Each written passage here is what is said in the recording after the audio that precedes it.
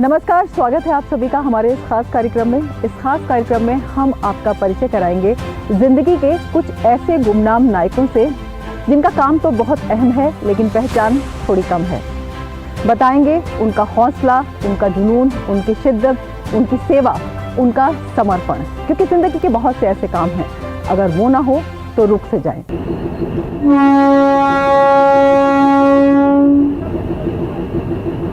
तो शुरुआत करेंगे भारतीय रेल से, क्योंकि भारतीय रेल को सफर की लाइफलाइन कहा जाता है। तो ले चलते हैं आपको जम्मू कश्मीर और बात कराते हैं एक लोको पायलट से, दिखाते हैं उसकी जिंदगी के सफर को।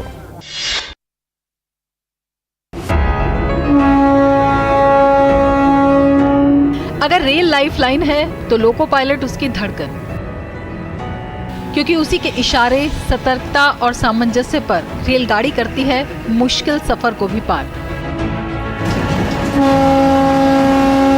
और कार्यक्रम की शुरुआत हम जम्मू कश्मीर से इसलिए भी कर रहे हैं क्योंकि रेल का सफर यहाँ बेहद खूबसूरत होने के साथ साथ माइनस टेम्परेचर में जब जिंदगी थम सी जाती है उसे भी एक रफ्तार देता है और उसमें अहम रोल होता है लोको पायलट का। इसीलिए आज का दिन हम बिता रहे हैं यहाँ पर अलग अलग रूट्स पर लोको पायलट के साथ। कश्मीर की बात करें तो यहाँ पर ज्यादातर लोको पायलट देश के अलग अलग हिस्सों से आए हैं और यहाँ बनाए गए विशेष हॉस्टल में रहते हैं। ट्रेन का समय 7:30 बजे है, लेकिन उससे 1 घंटा पहले ही लोको पायलट तैयार हो चुके हैं, क्योंकि इन्हें रेलगाड़ी चलाने से पहले एक खास तरह की जांच भी करानी होती है। अपने सफर की शुरुआत से पहले लोको पायलट विशेष तैयारी करते हैं और खास टूल किट अपने साथ रखते हैं किसी भी अचानक आई चुनौती से निपटने के लिए।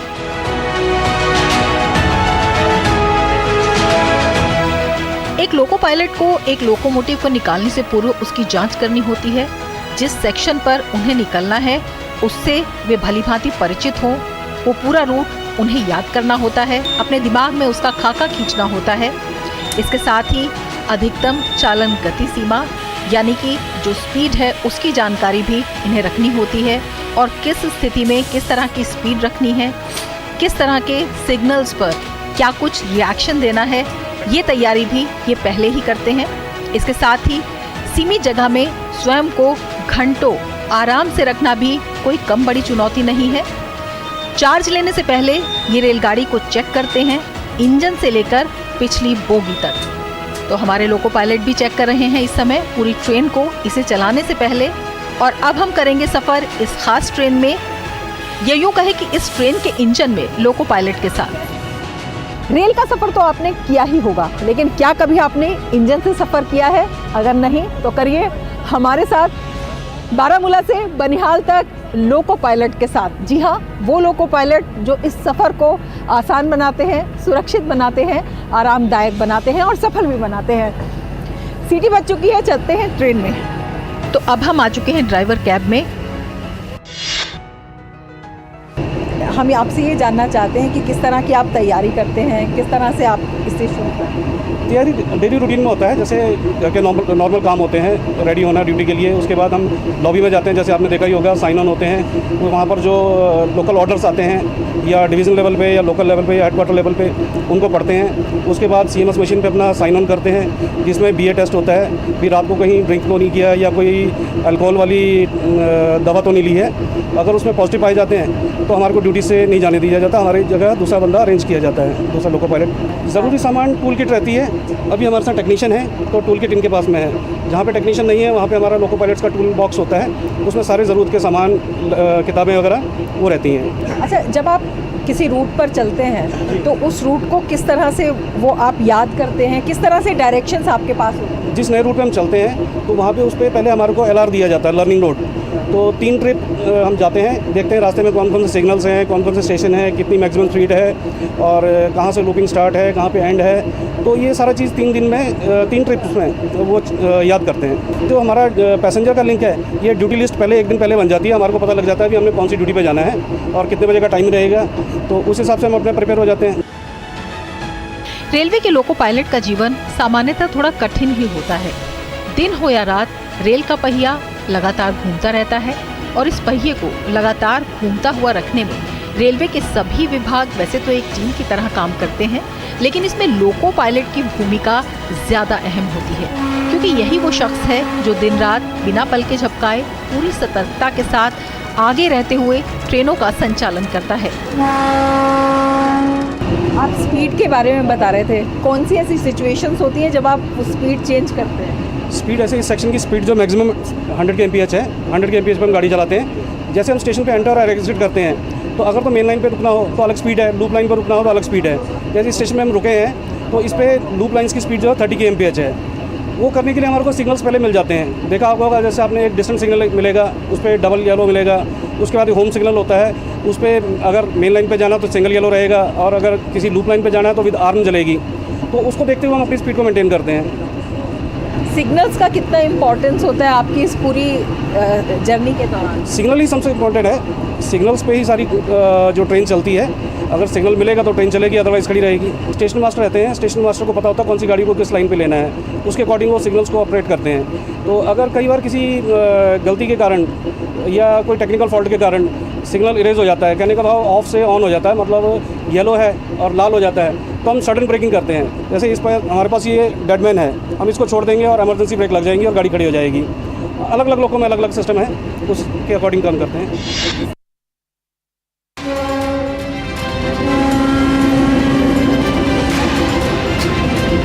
बनिहाल और श्रीनगर के बीच की दूरी 78 किलोमीटर है और ट्रेन को इसे कवर करने में लगभग 1.5 घंटा लग जाता है। बारामूला तक रूट की पूरी लंबाई 2 से 2.5 घंटे में कवर हो जाती है।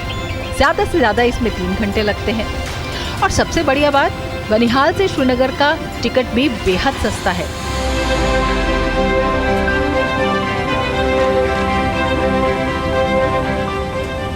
ट्रेनों को पूरी तरह से आरामदायक और बेहतर चेयर कार सीटों और बड़ी ग्लास खिड़कियों से लैस किया गया है, जो कि बेहतरीन नज़ारा पेश करती हैं।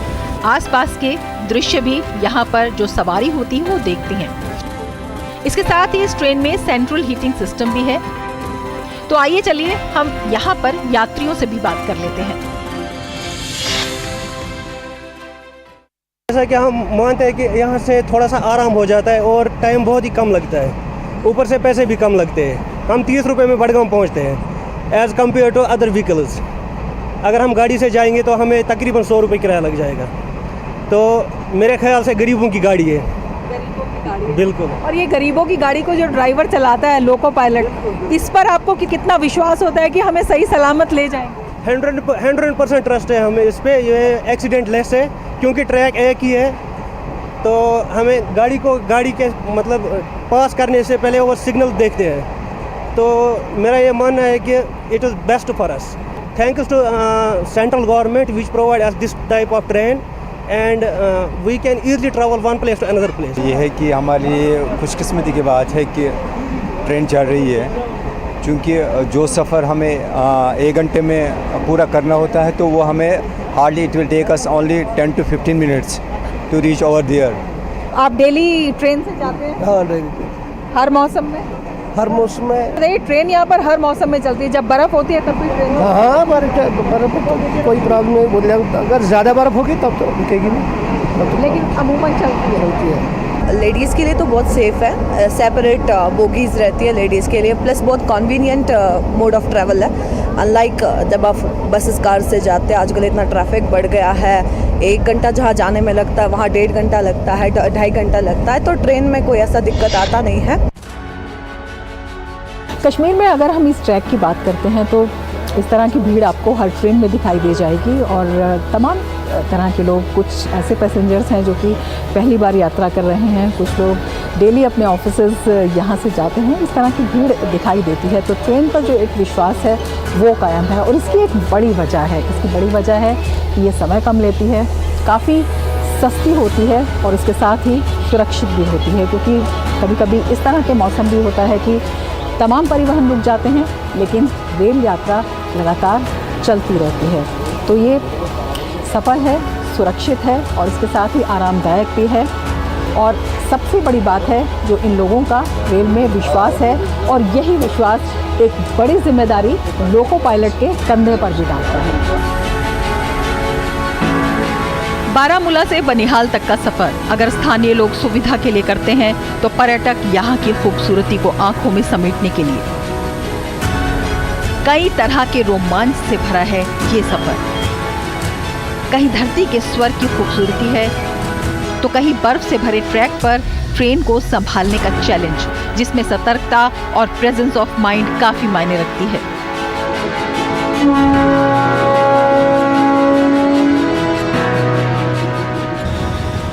लेकिन कभी कभी ये मुश्किल रास्ते भी लोको पायलट को थोड़ा सुस्ताने का मौका जरूर दे देते हैं। कश्मीर में रेल यात्रा का एक बहुत ही बड़ा आकर्षण होता है यहाँ पर बर्फ। काजीकुंड हम आ चुके हैं और आप देख सकते हैं कि ये पूरा ट्रैक बर्फ से ढका हुआ है और जब स्नोफॉल होती है तब यहाँ पर कई फीट बर्फ जमा हो जाती है। हालांकि ये बहुत खूबसूरत लगता है, लेकिन खूबसूरती के साथ साथ चैलेंज बहुत बढ़ जाता है रेलवे के लिए भी और लोको पायलट के लिए भी।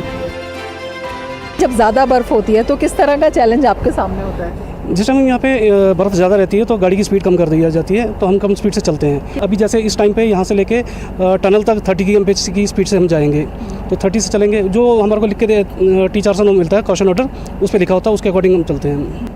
तो इसमें किस तरह की सावधानी बरतनी पड़ती है? सावधानी में इसमें एक तो व्हील स्लिप आती है तो वो देखना पड़ता है, उसके अलावा ठीक रहता है। नॉर्मल स्पीड कम रहती है, कोई खास दिक्कत नहीं आती। एक बात हम आपसे और पूछना चाहेंगे कि लगातार हमने देखा कि जितना सफ़र हमने तय किया है आप उसमें खड़े रहे, बहुत थोड़ी देर के लिए बैठे।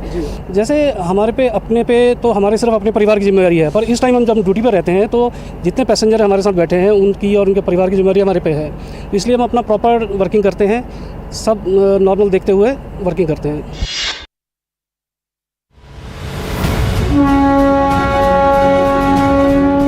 इस ट्रैक में वैसे तो कई अहम पड़ाव हैं, जिसमें बेहद ज़रूरी है बताना बनिहाल रेल सुरंग के बारे में। और अब हम गुजर रहे हैं बनिहाल रेल सुरंग से।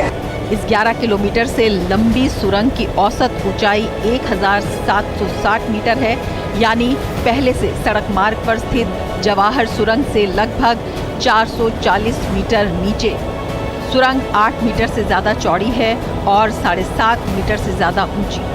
इसमें रेल पटरी के साथ साथ एक 3 मीटर की चौड़ी सड़क भी है, जिस पर आवश्यकता पड़ने पर रेल पटरी की देखभाल के लिए और सुरंग के भीतर आपातकालीन सहायता पहुंचाने के लिए वाहन भी चलाया जा सकता है। यही वो रेल टनल है जिसने काजीकुंड को बनिहाल तक रेल मार्ग के जरिए जोड़ा है। इससे पहले लोग काजीकुंड तक रेल का सफर तय कर पाते थे, लेकिन अब बारामूला से बनिहाल तक रेल का सफर आसान हो गया है। और अब हम पहुंच चुके हैं करीब 3 घंटे के सफर के बाद बनिहाल हिमालय की पीर पंजाल पर्वत श्रृंखला पर स्थित है। इस रेलवे स्टेशन की खूबसूरती देखते ही बनती है। बनिहाल कश्मीर घाटी को जवाहर सुरंग के माध्यम से जम्मू के रास्ते शेष भारत से जोड़ता है। जब ट्रेन टनल से गुजरती है तब कौन कौन सी चीज़ें जो सावधानियां होती हैं हम बरतते हैं? टनल में एक तो हम अपना स्पीड देखते हैं, जो मैक्सिमम स्पीड है उससे चलेंगे, और उसके अलावा देखते हैं भी टनल में कोई आदमी तो काम नहीं कर रहा है, कोई बड़ा जानवर तो नहीं है जिसके कारण रेल को नुकसान हो सके, या कुछ सामान ऐसा पड़ा हो जो रेल के लिए नुकसानदायक हो, तो उसको देखते हुए गाड़ी चलाते हैं। अगर कुछ ऐसा दिखता है तो इमरजेंसी ब्रेकिंग करके अपनी गाड़ी को रोकते हैं और उसको क्लियर करके उसके बाद गाड़ी को चलाते हैं। और अब हम आ पहुँचे हैं बनिहाल की अगर बात करते हैं तो बारामूला के सफ़र से देखा जाए तो ये यहाँ का अंतिम स्टेशन होता है, लेकिन अगर हम कटरा से आने वालों की बात करते हैं तो ये यहाँ का पहला स्टेशन होता है और यहीं से लोग कश्मीर घाटी के अंदर प्रवेश करते हैं। अपने आप में बनिहाल का काफ़ी कुछ महत्व है। किस तरह से बनिहाल के सौंदर्य को निहारते हुए आने वाले यात्री आगे जाते हैं कश्मीर घाटी में, यही हम अब आपको दिखाएंगे।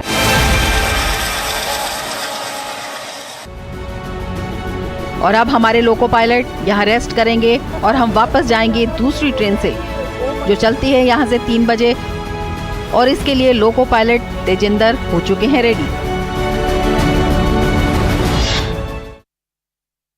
आप मेंटली प्रिपेयर्ड होते हैं कि हमें कहीं भी जाना पड़ सकता है? हमें पता होता है इस टाइम हमने ये कॉल आएगी, हमने जाना है, उस हिसाब से हम अपनी प्रॉपर रेस्ट करते हैं। ज़्यादा से ज़्यादा घर पे रहते हैं। प्रॉपर रेस्ट लेने के बाद हम फिर अपनी ड्यूटी पे जाते हैं। प्रॉपर रेस्ट इसलिए कि हम सेफ्टी और स्पीड और पंक्चुअलिटी को देखते हुए ड्यूटी पे जा रहे हैं, बहुत से लोग हमारे सफ़र कर रहे हैं, उसी हिसाब से हम चलते हैं। अभी हाँ भी किसी को कोई तकलीफ़ ना हो, जहाँ हम जितना ज़्यादा से ज़्यादा सेवा बढ़िया कर सके रेल की वो करते हैं और कोई पैसेंजर को तकलीफ़ ना हो। ये हमें साइनिंग ऑन के बाद यहाँ से प्रोवाइड किया जाता है फॉग सिग्नल डिवाइस। इसका काम है जैसे रास्ते में कोई फॉग धुंध कोहरा पड़ा है तो इसको हम ऑन करते हैं सेक्शन के हिसाब से, जिस सेक्शन में जा रहे हैं उसी सेक्शन का इसमें ऐड करते हैं, तो फिर ये हर सिग्नल प्रॉपर इसमें मेंशन है, उसी हिसाब से ये बोलते हैं।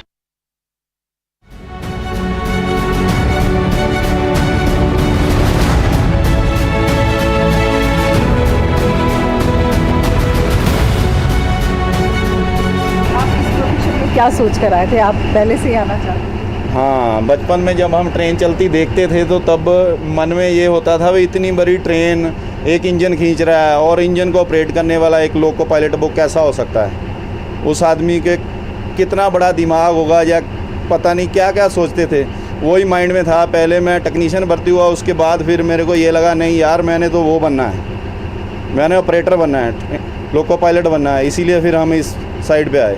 तो इसके लिए क्या क्या तैयारियाँ? इसके लिए तैयारियां रेल में जैसे रेल हमें चुनती है, हम पहले टेस्ट देते हैं, टेस्ट के हिसाब से पास होते हैं, फिर एक साइको टेस्ट होता है, दिमाग का टेस्ट होता है। अभी आपने ये ट्रेन चलाने को तो कोई भी चला ले, उसी हिसाब से फिर हम जब वो पास कर लेते हैं उसके बाद 9 महीने की ट्रेनिंग है अलग अलग। एक ट्रैफिक की ट्रेनिंग है, एक डीजल ट्रेनिंग है, एक इलेक्ट्रिक ट्रेनिंग है। इलेक्ट्रिक इंजन की ट्रेनिंग होती है, उसमें बहुत सारे मॉडल हैं, वो सारे हमें को याद रखने पड़ते हैं। डीजल में भी बहुत सारे मॉडल हैं, डीजल के भी याद रखने पड़ते हैं। वो 3-3 महीने की ट्रेनिंग थी हमारी। तो ऑपरेटिंग ये ट्रैफिक की ट्रेनिंग ये है, हमारे सिग्नल जितने भी आते हैं उसके बारे में पढ़ाते हैं, जितने भी इंस्ट्रूमेंट हैं, ये ट्रैक के बारे में, ये सब ट्रैफिक में बताया जाता है, कहाँ क्या इंस्ट्रक्शन है वो सब हमें बताई जाती है। उसी हिसाब से फिर लोको पायलट तैयार होता है। किस तरह का रिस्क आपकी जॉब में होता है? देखो रिस्क तो है ही। रिस्क ये है भी अगर कोई रास्ते में नॉर्मलिटी हो जाती है, चलते चलते कभी गाड़ी बंद हो गई या ब्रेकिंग ना हो, उसी हिसाब से फिर हम इसको देखते हैं अभी इसमें क्या प्रॉब्लम हो सकती है। अगर इधर से ये हमारे पैनल से यहाँ पे रीसेट हो सकता है, कुछ मोटर ओवरलोड हो गई, ये यहाँ से सेटिंग हो जाती है। अगर कोई इसमें फॉल्ट आ गया, अगर ब्रेकिंग प्रेशर गिर रहा है तो हम उसी हिसाब से देखते हैं अभी अगले ब्लॉक सेक्शन क्लियर करके अगले स्टेशन पे गाड़ी रोकें, वहाँ उस स्टेशन पे गाड़ी खड़ी करके हम इसको फिर चेक करते हैं अभी क्या प्रॉब्लम है। उसी हिसाब से अगर कोई प्रॉब्लम है उसको फिर ठीक करते हैं।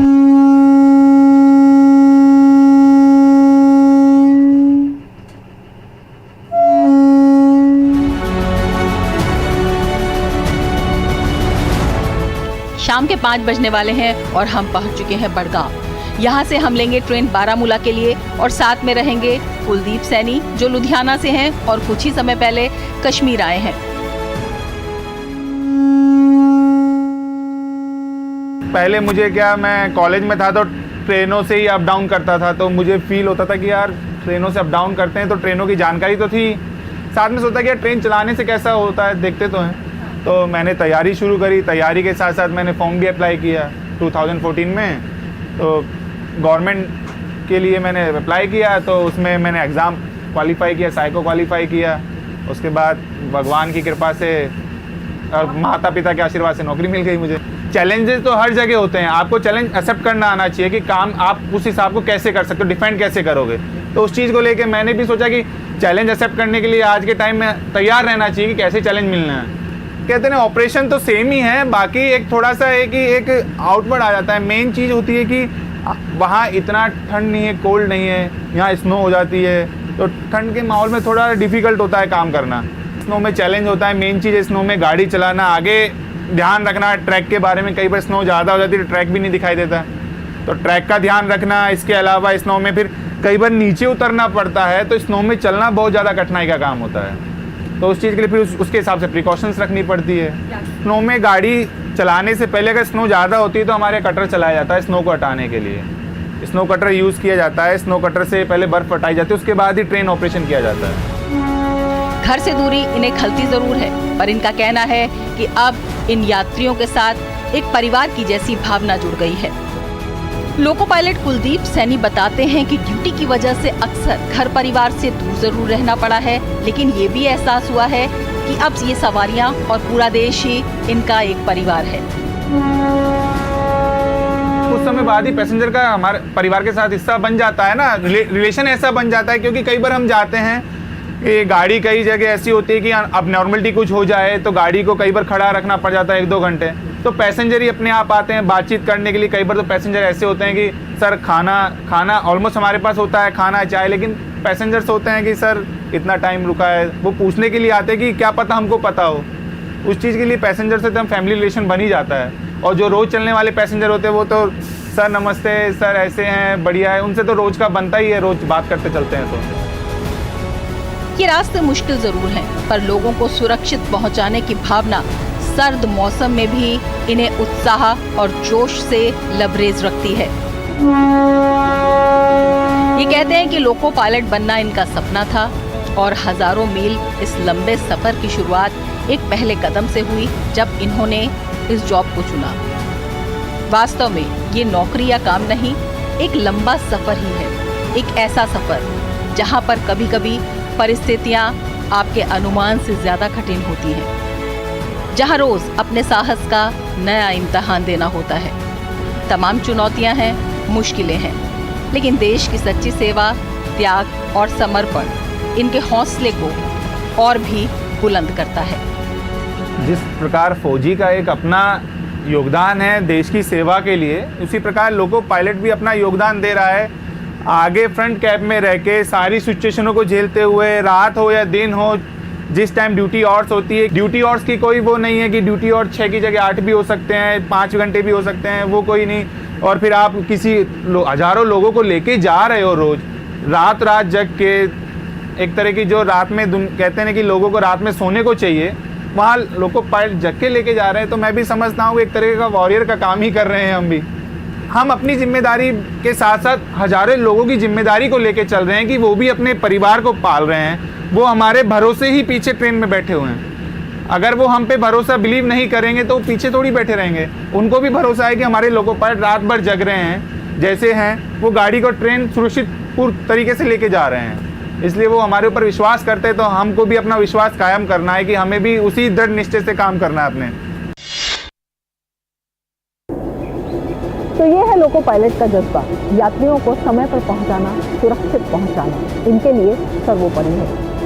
फिर चाहे मौसम हो या अन्य आकस्मिकता, कोई चुनौती इनके लिए मायने नहीं रखती। ये कहते हैं कि राष्ट्रहित इनके लिए सभी हितों से ऊपर है। इनके इसी जज्बे को हमारा भी सलाम।